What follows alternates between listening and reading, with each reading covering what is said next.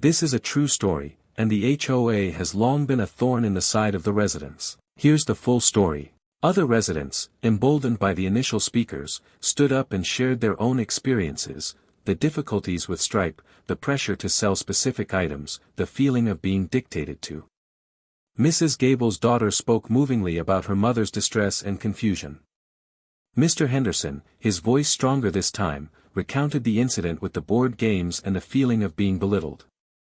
As resident after resident spoke, a wave of collective frustration and anger built in the room. Karen listened, her face growing increasingly rigid, her lips pressed into a thin line. She occasionally interrupted, trying to shut down speakers or dismiss their concerns as misunderstandings. These are guidelines, not mandates, she insisted at one point, despite her own emails explicitly using the word mandatory. The 10% is for a vital community project, she declared, still refusing to name the project. You are simply resistant to positive change. But her attempts to control the narrative failed. The sheer number of voices raised against her, the shared experiences of feeling exploited and disrespected, created an undeniable force. Then came the climax. Mr. Peterson stepped up again, holding a large printout. Karen, he said, his voice cutting through the tension. We have reviewed the public financial records for the Meadow Creek HOA for the past 3 years. Karen visibly paled. While the books appear to be in order regarding standard operating expenses, Mr. Peterson continued, we have noticed a recent series of significant withdrawals from the HOA's reserve fund, withdrawals that do not correspond to any approved or announced projects. He presented the printout, pointing to specific line items. The amounts were substantial.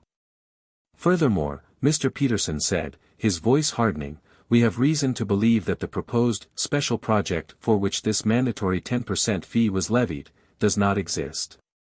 Or rather, the funds collected from the garage sale were intended to replenish the reserve fund after these unapproved withdrawals. A gasp went through the crowd. The implication was clear, Karen hadn't organized the garage sale to fund a new project. She had done it to cover up money missing from the existing funds, potentially spent on something without the board's or residents' approval. Karen surged to her feet, her composure shattering. That is a lie, she shrieked, her face contorted with rage. You have no proof. This is a witch hunt. We have the financial records, Karen, Mr. Peterson said calmly. And we have Ms. Evans, a lawyer who is prepared to pursue a full audit and legal action if necessary. He gestured towards Ms. Evans, who was sitting quietly in the audience, her presence a silent but powerful threat. The other members of the HOA board, looking terrified, began to distance themselves from Karen. One by one, they mumbled apologies and stated they had not been fully informed about the details of the garage sale initiative or the withdrawals from the reserve fund. The meeting descended into chaos. Residents shouted questions at Karen. Karen retaliated with accusations and denials. But her authority had crumbled. The fears she had held over the neighborhood for so long dissipated in the face of documented evidence and collective outrage. By the end of the night, a motion was made and overwhelmingly passed to immediately remove Karen Albright from the position of HOA president and to initiate a full, independent audit of the HOA's finances. A temporary board was appointed until new elections could be held. Defeated, exposed, and facing potential legal repercussions, Karen stormed out of the clubhouse, her reign of terror over. In the weeks that followed, the independent audit confirmed the unauthorized withdrawals from the reserve fund. It turned out Karen had been using HOA funds for personal expenses and frivolous beautification projects she couldn't get approved through the proper channels, things like a ridiculously expensive, rarely used fountain in a common area and consulting fees paid to a company owned by her nephew for neighborhood branding advice. The garage sale levy was a desperate, ill-conceived attempt to replace the missing money before anyone noticed. Facing the threat of embezzlement charges and a civil lawsuit from the HOA, Karen ultimately agreed to a settlement that involved repaying the misused funds and stepping down from any future involvement with the HOA. The Meadow Creek Homeowners Association began a slow process of rebuilding trust. The temporary board, comprised of residents who had been active in the resistance, worked to increase transparency and resident involvement. The mandatory 10% garage sale fees were refunded, much to the relief of the residents. The experience of the Community Enrichment Emporium left a lasting mark on Meadow Creek. It was a scar, but also a catalyst. The shared ordeal had forged stronger bonds between neighbors. They had stood up to an oppressive force and won. The next garage sale in Meadow Creek was a different affair entirely. It was voluntary, cash was accepted, and there was no HOA presence, let alone a 10% cut. Residents chatted and laughed, browsed each other's items with genuine community spirit, not under the watchful, critical eye of a power-hungry president. Sarah and Mark finally sold their rocking chair, not out of obligation, but because they found a young couple who truly loved it and would give it a good home. They didn't have to justify the price or report the sale to anyone. The money felt clean, earned through a simple, honest transaction between neighbors, or near neighbors. Life in Meadow Creek returned to its meticulously manicured state, but with a difference. The lawns were still perfect, the mailboxes still gleamed, but now, there was a quiet understanding among the residents. They had learned the importance of vigilance, of questioning authority, and of standing together when their community was threatened, not by overgrown hedges, but by the unchecked ambition of one person. The drama of the mandatory garage sale had been a painful, absurd chapter, but it had ultimately strengthened the fabric of Meadow Creek, reminding its residents that a beautiful neighborhood was more than just perfectly curated lawns, it was about the people who lived there, and their right to live freely, even from the tyranny of a power-tripping HOA president named Karen. The meticulously manicured lawns of Meadow Creek lay shimmering under the late spring sun, a testament to the residents' quiet, almost obsessive, dedication to curb appeal. Every rose bush was pruned to perfection, every mailbox gleamed, and not a single blade of grass dared to grow out of line. This wasn't just by chance, it was by decree. The decree of the Meadow Creek Homeowners Association, and more specifically, its president, Karen Albright. Karen wasn't just the president, she was, in her own estimation, the guardian angel of Meadow Creek's property values, the high priestess of pristine living. Her organizational skills were legendary, her emails frequent and lengthy, and her ability to spot a misplaced garbage can from 3 blocks away bordered on the supernatural. For years, residents had grumbled about her stringent rules, the exact shade of approved house paint, the mandatory shrub trimming dates, the outright ban on inflatable holiday decorations, a battle poor Mr. Henderson lost spectacularly 2 Christmases ago. But these were minor skirmishes in the otherwise peaceful, albeit tightly controlled, existence of Meadow Creek. Until now. The email arrived on a Tuesday, innocuous at first glance, titled Mandatory Community Enrichment Initiative, Urgent Action Required. Sarah Jenkins, juggling grocery bags and her son Leo's backpack, almost deleted it, assuming it was another reminder about the upcoming landscaping review. But the word mandatory caught her eye. And enrichment initiative sounded suspiciously like a Karen euphemism for something you won't like. She opened it, sighing. The email wasn't just long, it was an epic, a manifesto penned in Karen's characteristic font, something sharp and angular that mirrored her personality. The core of the message hit Sarah like a physical blow, a mandatory, neighborhood-wide garage sale.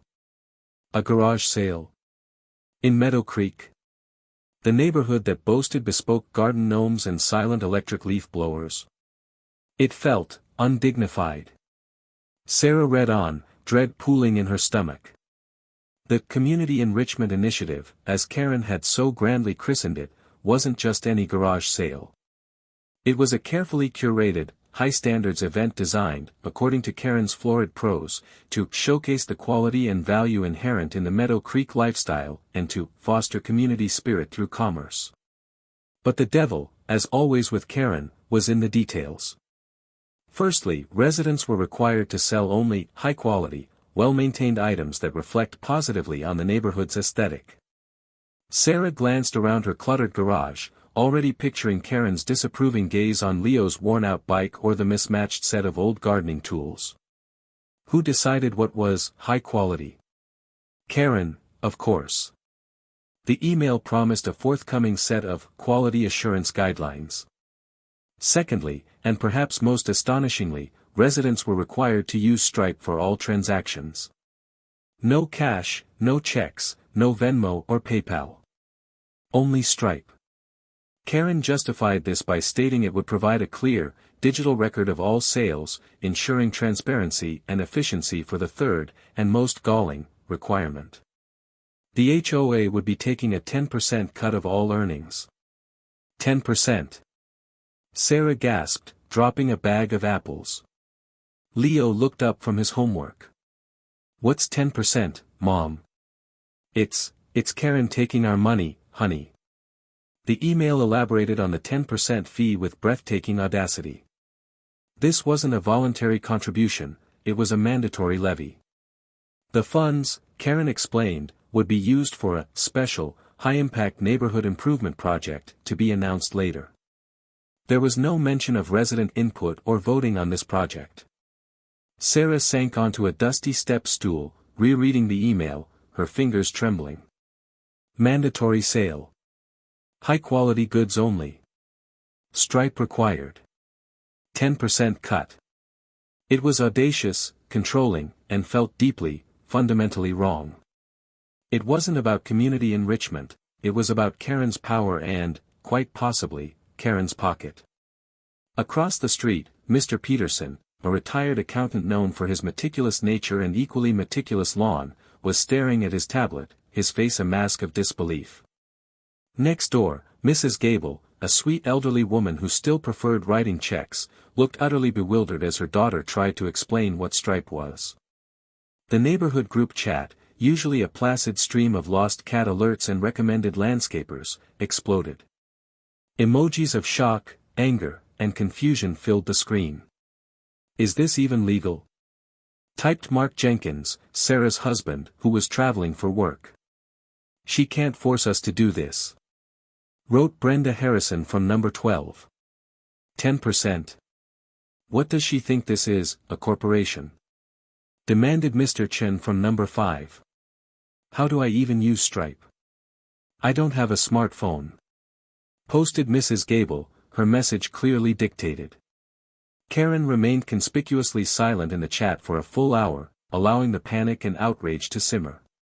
Then, she dropped another bomb, a link to a mandatory online sign-up form for the garage sale, due within 48 hours, and a schedule of mandatory Stripe onboarding workshops to be held at the HOA clubhouse, each with a $25 attendance fee. The drama had officially begun in Meadow Creek, and it smelled a lot less like freshly cut grass and a lot more like simmering rebellion. Over the next few days, Meadow Creek was abuzz with agitated whispers and clandestine meetings.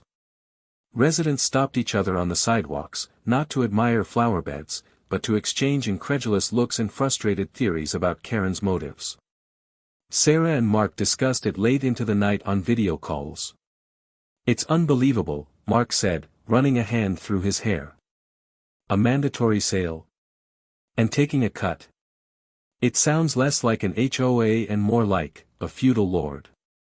She's calling it community enrichment, Sarah said, the words tasting like ash. She probably thinks she's a visionary. Their own garage was a microcosm of the neighborhood's challenge. What qualified as high quality? Sarah looked at the dusty elliptical machine that was more clothes hanger than exercise equipment. The kids' old toys. A collection of out-of-date electronics. None of it felt particularly Meadow Creek. Selling these items felt like airing their slightly less than perfect laundry to the world, with Karen standing by, taking a commission. Mr. Peterson, the retired accountant, knocked on Sarah's door that evening, a thick binder under his arm. Sarah, Mark, he said, his voice low and serious. I've been reviewing the HOA bylaws. I've also consulted with a friend who's a real estate lawyer. Hope flickered in Sarah. And Mr. Peterson sighed, adjusting his glasses, while the bylaws grant the board considerable power regarding neighborhood appearance and maintenance, there is absolutely nothing in here that authorizes a mandatory commercial activity like a garage sale. And certainly nothing about the HOA acting as a commercial entity, mandating payment methods, or taking a percentage of residents' private sales earnings. So, it's illegal? Sarah asked. Likely unenforceable, at best, Mr. Peterson said, tapping the binder. But Karen, she operates on intimidation. Most people won't challenge her. They'll grumble, but they'll comply. That was the core of it. Karen's power wasn't just in the bylaws, it was in the residents' collective aversion to conflict and the fear of being singled out. Who wanted their lawns scrutinized weekly, or face fines for a bird feeder deemed non-compliant?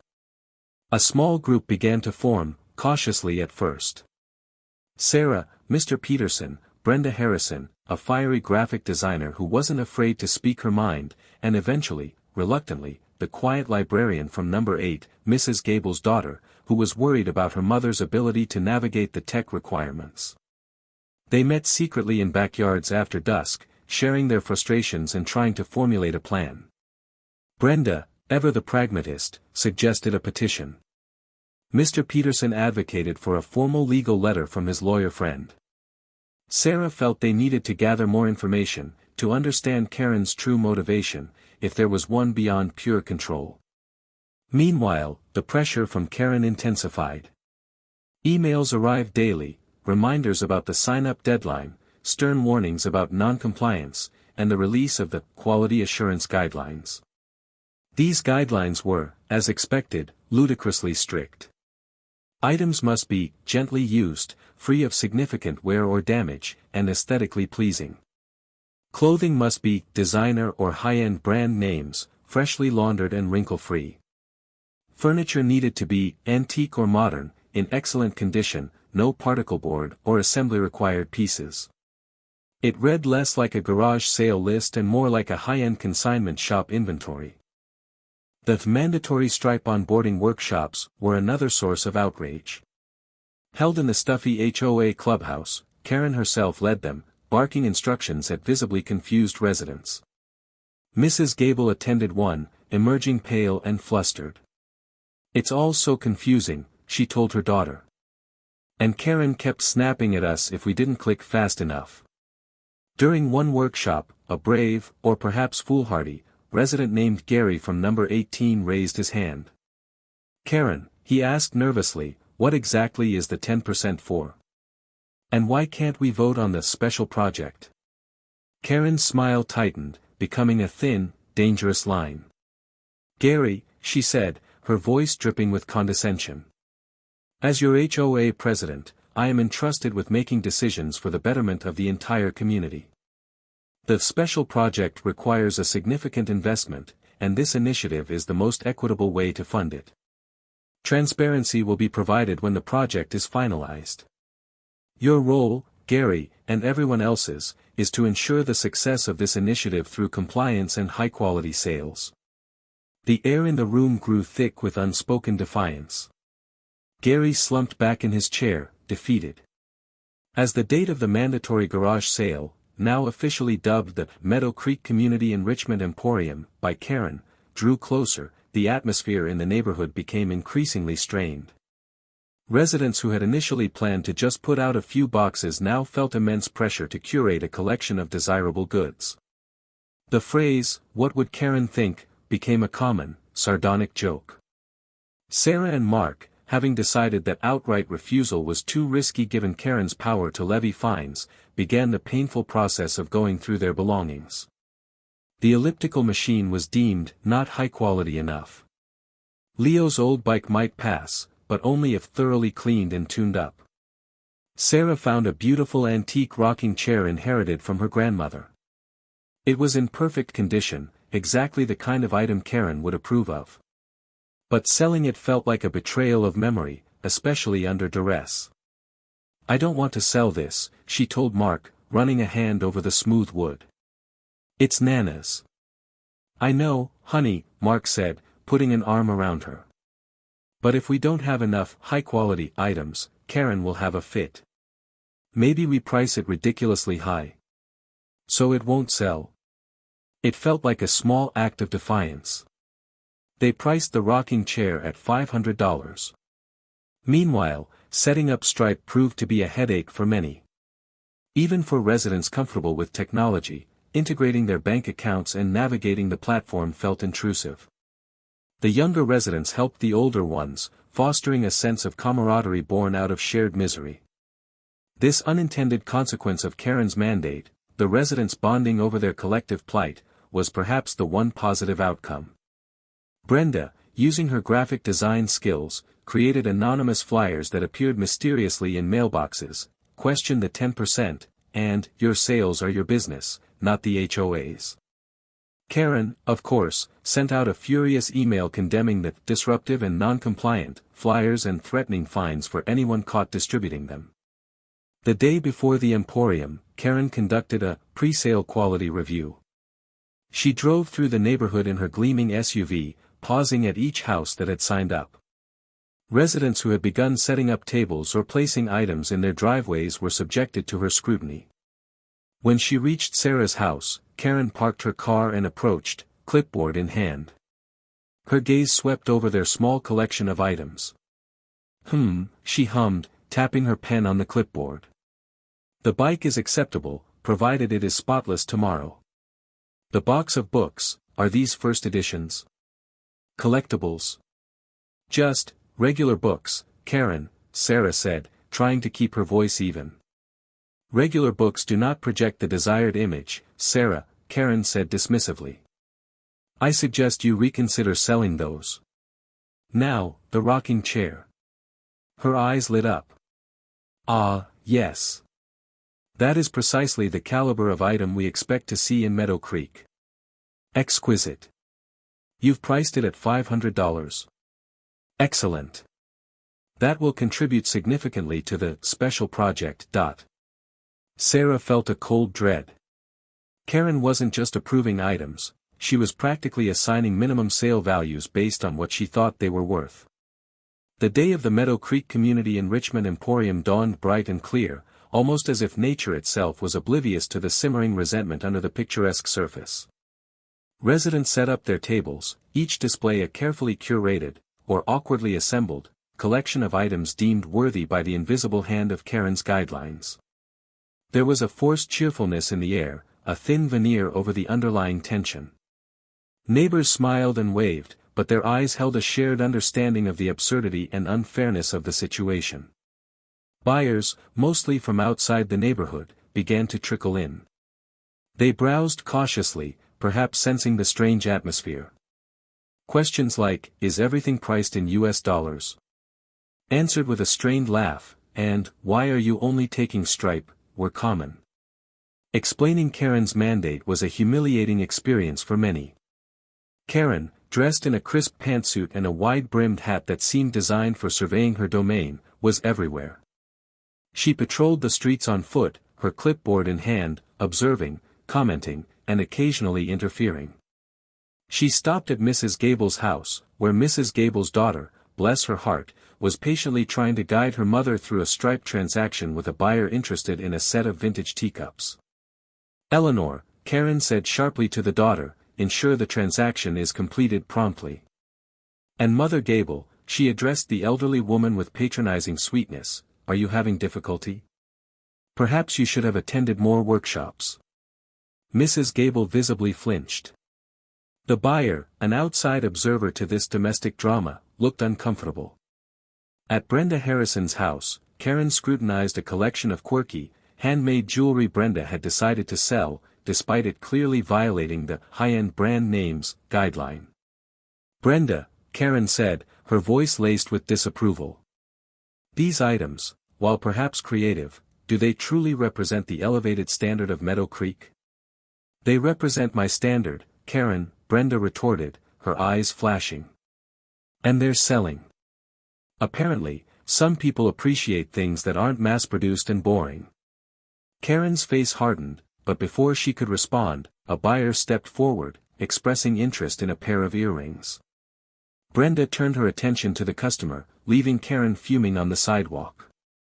Sarah and Mark had a few sales. Leo's bike went surprisingly quickly, to a family who lived outside Meadow Creek, mercifully unaware of the rules, and a few smaller items sold via Stripe. Each time the Stripe notification pinged, Sarah felt a pang of resentment, knowing 10% of that meager amount wasn't truly theirs. The antique rocking chair sat untouched, its high price tag effectively protecting it from buyers, but not from Karen's lingering glances. Late in the afternoon, a minor drama unfolded at the house of the usually meek Mr. Henderson. He had, in a small act of defiance, put out a box of old board games, some of which were clearly well loved. Karen spotted them from the street. She marched up Mr. Henderson's driveway. "Arthur! What is this?" she demanded, pointing at a battered box of Monopoly. "Just some old games, Karen," Mr. Henderson mumbled, looking sheepish. "Old games that are faded and missing pieces?" Karen scoffed. "This is precisely the kind of clutter that detracts from the purpose of this event. Remove them immediately." A small crowd of neighbors had gathered subtly, drawn by the raised voices. Mr. Henderson hesitated, looking from the games to Karen's stern face. Then, perhaps emboldened by the silent presence of his neighbors, he did something unexpected. He picked up the box of Monopoly and, with surprising force, tossed it into a nearby recycling bin. "There," he said, his voice trembling slightly but firm. "Are you satisfied, Karen?" Karen was momentarily stunned. The unexpected defiance, the public nature of it, threw her off balance. She sputtered for a moment, then turned and strode away, muttering about uncooperative residents and lack of community spirit.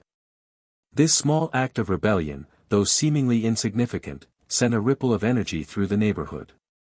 It showed that defiance was possible, that Karen wasn't invincible. As the emporium wound down, the air wasn't one of successful commerce or community bonding.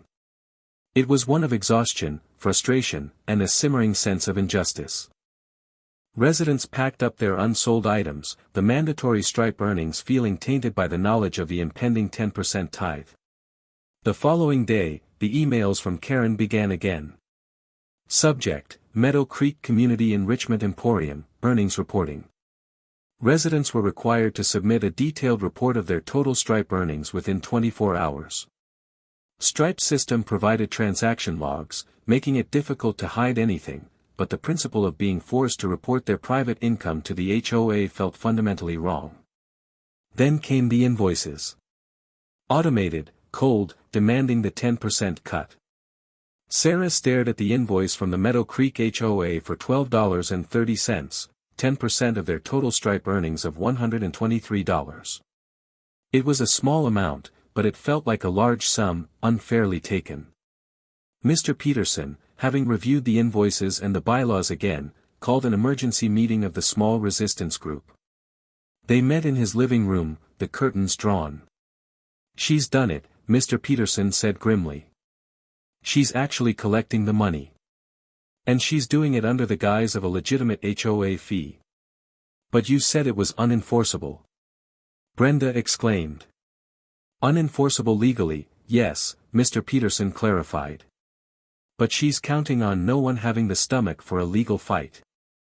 And she can still make life miserable for anyone who doesn't pay, through fines and other means within her power as president. We can't just let her get away with this," Sarah said, feeling a surge of anger. "She's exploiting everyone. Especially people like Mrs. Gable, who probably barely made anything and is now confused about this bill." They decided they needed to escalate. The small acts of defiance weren't enough. They needed to challenge Karen's authority directly and publicly. Mr. Peterson drafted a formal letter, signed by their growing group of concerned residents, requesting an emergency meeting of the full HOA membership to discuss the legality and fairness of the Community Enrichment Emporium, and the mandatory 10% fee. The letter was delivered to Karen's doorstep by Mr. Peterson himself. Karen answered the door, looking surprised to see him standing there, not with a complaint about a bush, but with an official-looking envelope.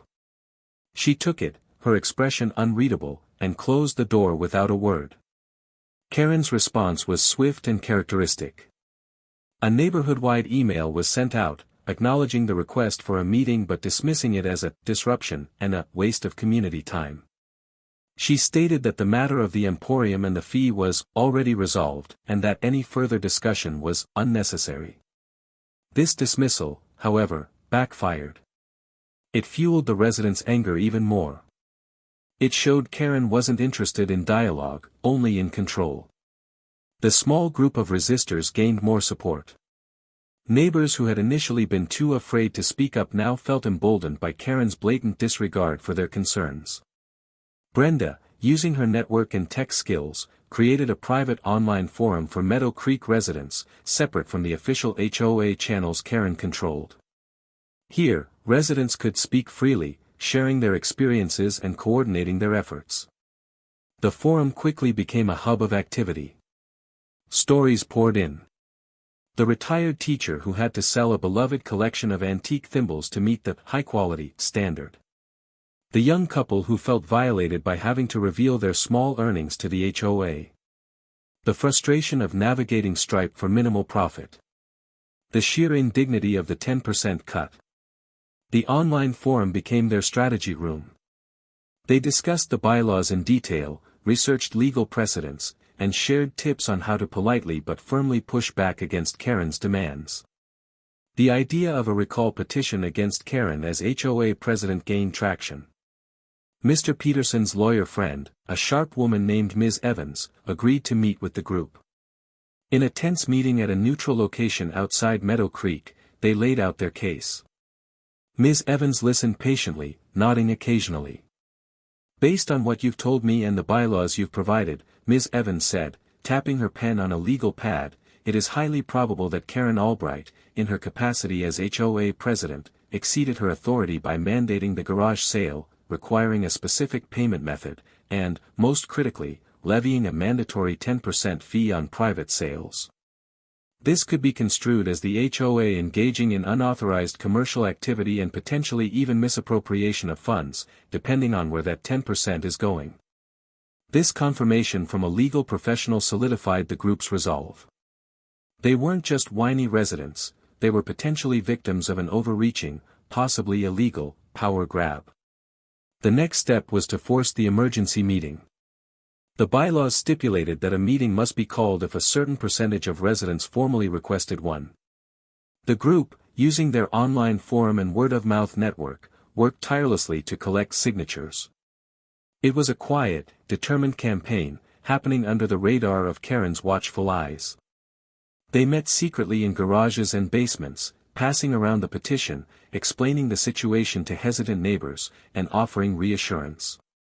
There were a few holdouts, residents still too intimidated by Karen, or perhaps genuinely believing in her community enrichment vision. But the majority, stung by the experience of the emporium and the unfair fee, were ready to act. Within 2 weeks, they had enough signatures. More than enough. Mr. Peterson, accompanied by Sarah and Brenda, delivered the petition to Karen's house. This time, they didn't just leave it, they waited for her to answer. Karen opened the door, her eyes narrowing as she saw the three of them standing there, looking determined. Mr. Peterson stepped forward. "Karen," he said, holding out a thick stack of papers. "This is a formal petition, signed by over the required percentage of Meadow Creek residents, requesting an emergency HOA meeting to discuss the matters related to the recent garage sale and the mandatory fee." Karen's face went pale under her flawless makeup. She took the petition, her hands trembling slightly. This is unnecessary," she stammered. "I already said the matter is closed." "The bylaws say otherwise, Karen," Sarah said, her voice firm. "The residents have the right to call a meeting. And we are exercising that right." Karen clutched the petition like a shield. "I will review this," she said stiffly. "But do not think for a moment that this changes anything. The fees are due. Compliance is expected." She closed the door, leaving them standing on her porch, a sense of cautious victory mingling with the knowledge that the real battle was yet to come. The emergency HOA meeting was scheduled for the following week. Karen, forced to comply with the bylaws, sent out the notification email, but her accompanying message was icy and defensive. She portrayed the meeting as an inconvenience instigated by a small group of disgruntled individuals seeking to undermine the progress she had made. The night of the meeting arrived, and the HOA clubhouse, usually sparsely populated for monthly gatherings, was packed. Residents spilled out into the hallway, a silent, expectant crowd. The atmosphere was thick with anticipation and tension. Karen sat at the head of the long table at the front of the room, flanked by the other, mostly silent and uncomfortable, members of the HOA board. She looked poised and confident, but there was a flicker of unease in her eyes. Mr. Peterson, as the lead signatory on the petition, was the first to speak after Karen's brief, dismissive opening remarks. He approached the podium, carrying his trusty binder. "Thank you, Karen," he began, his voice calm and measured. "We are here tonight because many residents of Meadow Creek have serious concerns regarding the mandatory Community Enrichment Emporium and the subsequent mandatory 10% fee levied on all sales." He laid out their case, citing the specific bylaws that Karen had potentially violated. He explained why mandating a commercial activity and taking a percentage of private income was outside the scope of the HOA's authority. He presented copies of the Quality Assurance Guidelines and the invoices, highlighting their arbitrary nature. He was followed by Sarah, who spoke about the personal impact, the feeling of being forced to sell sentimental items, the frustration with the mandatory stripe system, the resentment of the 10% cut, however small. She spoke for many residents who felt their privacy had been invaded and their autonomy disregarded. Brenda spoke passionately about the lack of transparency regarding the special project that 10% was supposedly funding. She questioned where the money was actually going and demanded accountability.